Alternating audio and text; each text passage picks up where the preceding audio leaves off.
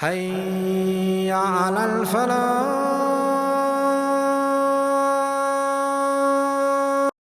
I'd like to share with you a beautiful narration that appears in Sahih al-Bukhari, narrated by Anas ibn Malik radiyallahu anhu, wherein he speaks of the sweetness of this iman and belief that we have. The Prophet sallallahu alaihi wasallam has spoken of the sweetness of iman. This means that the iman and the belief I have and you have has a taste to it. It has a taste far more delicious and sumptuous than any meal that you could have, than anything that one could taste, the taste of iman. The question I have before we commence, how many of us have tasted the sweetness of belief? We say we are believers, we say we are submitters, which means we say we are mu'mineen and we say we are muslimin. But sometimes neither have we submitted, nor is our belief up to the level it is supposed to be. Although life continues to be a struggle in the right direction, each one of us trying his or her best to achieve the pleasure of the Almighty, we need to remember never to lose focus upon this. So what is it that will make us achieve the sweetness and taste it? There are three qualities. If they are found in a person, that person will be able to taste the sweetness of iman. And these qualities, some of these scholars have made mention of how each person will enjoy the sweetness of iman according to the level of fulfillment of these qualities. The first quality that is made mention of by Rasulullah sallallahu alayhi wasallam in this beautiful narration, أن يكون الله ورسوله أحب إليه مما سواهما. The person whom, for him, Allah and His Messenger is more loved than anyone and everyone else, than anything and everything else. So if I were to love Allah subhanahu wa ta'ala and His Messenger more than my wealth, I will make sure that whatever I do to earn or spend is not in the displeasure of Allah, but within His pleasure. And on top of that, I make sure that I spend, and when I spend, it is because my love for Allah has exceeded my love for wealth. The same applies to my dress code. I cannot allow myself to love my limbs more than I love Allah. I cannot allow myself to love my hair more than I love Allah. I cannot allow myself to love my looks when I look in the mirror more than I love Allah. If I love Allah more than my looks, I will make sure I look something similar to that which will please Allah subhanahu wa ta'ala. If I love Allah more than my hair, I will make sure, and this is more addressed to the sisters, that the hair is covered, because that is what pleases Allah subhanahu wa ta'ala. We will not be able to taste the sweetness of iman if we allow our love for the jewelry we have, for the perfumes we have, perhaps for the clothing we have, the hair, the limbs, the organs, the materialistic items. If I allow my love for that to exceed the love of Allah subhanahu wa ta'ala, I may never ever taste the sweetness of this belief and iman with Allah subhanahu wa ta'ala in Allah. May Allah subhanahu wa ta'ala grant us an understanding. Yes, we are living in this world, and the Almighty has created it such that He has allowed us to make use of whatever this world has to offer. He has allowed us to enjoy within limits what this dunya and this world has to offer. But that does not mean we are allowed to let the love that we have for the world exceed the love for the Almighty whom we are going to return to. You have your family members, you have your motor vehicles, you have your relatives, you have your spouses, you have so many other people as well as materialistic items. Remember, Allah subhanahu wa ta'ala has warned us that should not distract you from the remembrance of Allah subhanahu wa ta'ala. يا أيها الذين آمنوا لا تلهكم أموالكم ولا أولادكم عن ذكر الله. O you who believe, do not let your wealth or your family members divert you from the remembrance of Allah subhanahu wa ta'ala. He comes first, then everything else. If we love Allah most, we will make sure when we are earning, the earning is halal. When we are earning, we have not cheated anyone. We have not deceived anyone. We have worked hard. We have not stolen from our workplace, whether it is time or something material. We make sure we are honest. We make sure we are upright. We make sure we treat people fairly because we love Allah subhanahu wa ta'ala, and those are His teachings. As for the love of Rasulullah sallallahu alayhi wa sallam, it is very important for us to know that by following him, we display the love for him. If we do not follow him, it means we have had the guts to go against the teachings of Muhammad sallallahu alayhi wa sallam. When someone invites us to an innovation, the answer should be very plain and simple. We should say, I don't have the guts to go against the teachings of Muhammad sallallahu alayhi wa sallam, and I don't have the guts to engage in an act of worship that he did not teach, because he was sent to teach us how to worship Allah subhanahu wa ta'ala. This is the love for Allah. This is the love for the Messenger sallallahu alayhi wa sallam. This is why in the Quran, Allah subhanahu wa ta'ala explains this so beautifully by instructing Muhammad sallallahu alayhi wa sallam to give us a powerful message. What is the message? قُلْ إِن كُنتُمْ تُحِبُّونَ اللَّهَ فَاتَّبِعُونِي يُحْبِبْكُمُ اللَّهُ وَيَغْفِرْ لَكُمْ ذُنُوبَكُمْ وَاللَّهُ غَفُورٌ رَحِيمٌ. Say, if you love Allah subhanahu wa ta'ala, then follow me and Allah will love you.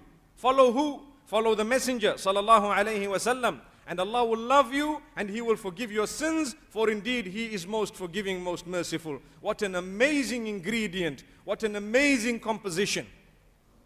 If we would like to show our love to Allah subhanahu wa ta'ala, He sent someone to us instructing us and telling us. So if we were to follow the Messenger, we have shown love for Allah as well as His Messenger sallallahu alayhi wa sallam. May peace be upon him, his family members, and all the previous messengers and all their companions. Ameen. Wherein the Prophet sallallahu alayhi wa sallam makes mention of the second quality. He says, أَن يُحِبَّ الرَّجُلَ لَا يُحِبُّهُ إِلَّا لِلَّهِ. The one who loves his fellow brethren or his brother, meaning a person who is in faith with you, your fellow Muslim, to love him or her solely for the sake of Allah subhanahu wa ta'ala. We've heard this a lot. I'm sure people say, brother, I love you for the pleasure of Allah. What is the meaning of it? How do I know that I love someone solely and only for the pleasure of Allah? There is something important to define this. When you see a person who is anonymous to you, you don't even know them, you don't even have a clue who they are or what their name is, subhanallah, and the mere fact that they are trying to please Allah subhanahu wa ta'ala draws your heart closer towards them and does not take it further away from them, that is one of the signs that you love someone for the sake of Allah. So when you see a sister donning the hijab, for example, and when you see her walking in a way that is very modest, and you realize that she is doing this for the pleasure of Allah in an environment that might not be easy for her to do that. Because today, in most countries of the world, it is easier to remove the hijab than to wear it. It is easier to miss your salah than to fulfill it. Because the environment around us sometimes not only does not encourage us to be good Muslims, but it discourages us from being good Muslims, and it encourages us from abandoning our teachings. So when you see a person who is trying to accept or who is trying to follow the law of Allah subhanahu wa ta'ala, if within your heart you can say a small dua, Ya Allah, help the sister. You don't need to know who she is. You don't need to know her name or her phone number. You need to know nothing about her. All you need to know, that is my sister in faith. I may never know who she is, but Ya Allah, open her doors. Ya Allah, make it easy for her. Ya Allah, grant her. Subhanallah. Take a look at some of the European countries where hijab was banned. Here comes a businessman and he says, every fine that any one of you who is going to be fined because of wearing the hijab, I will pay it. Subhanallah. What love is this? I may never know who these sisters are, but here is the wealth, 150 euros. If you are going to be fined, don't worry, I will pay. May Allah subhanahu wa ta'ala grant us such acceptance. Allahu Akbar, Allahu Akbar. When you don't know who it is, you don't know who they are, you will never know who they are. But you are ready solely because they are trying to please Allah. Maybe we might be weaker than them, but something in our heart says, that is my sister. And we have a feeling for them. This will contribute towards you tasting the sweetness of Iman.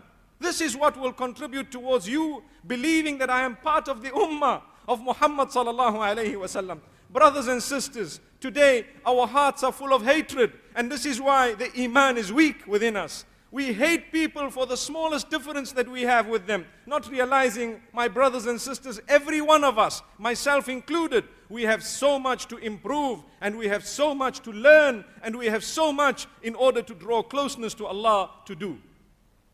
So why don't we learn to love one another? Brother, I see you and I find out your name is Abdullah or Muhammad or someone of that nature, and immediately a feeling comes into my heart, this is my brother in faith. If that is the case, you have an acceptance from Allah subhanahu wa ta'ala. Why is it that we look at people and we start categorizing them materially? This man does not have wealth. This man does not drive that vehicle. This man is not living in that suburb where all the villas are. This man's salary is lower. This man works. He's a lower worker than I am. So I cannot love him. And I cannot, for example, do anything for him. I cannot have this feeling for him. That is what is destroying the ummah. That is why we do not taste the sweetness of Iman. Even if he is working for you, you love him for the sake of Allah, meaning you will ensure that your actions do not make him disobey Allah subhanahu wa ta'ala. In some countries, some Muslims do not allow other Muslims a time off to read their Friday prayers as well. What type of love is this? May Allah subhanahu wa ta'ala bless us all, and may He grant us guidance and acceptance. And when we say the word love here, it is not something illicit or dirty. No. It is the pure feeling that emanates and comes from the heart of genuineness to say, I would really like for them what I like for myself. When your son comes to you, your wife comes to you, and she wants something or he wants something, and you love them so dearly, you may give them something that you wanted as well. But solely because you love them so much, you say, don't worry, you are my son, take it. I will get something else and I don't really need it, and so on. This is a sign of love. The hadith teaches us that this should be the case with every single person who is a believer, not just your family members alone, subhanallah. Not just your family members alone, but everyone. Sometimes it is difficult for us to give away the things that we need and we love, for example, but we need to realize the minimum is the feeling in your heart to say, that is my brother in faith. That is my sister in faith. Do you feel a connection with those seated next to you now in this house of Allah subhanahu wa ta'ala? If the answer is no, you have a lot to improve on.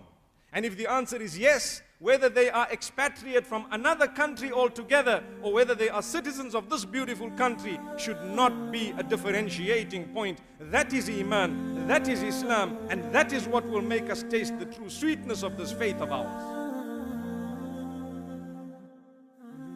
Thank you so much for listening to this short message. I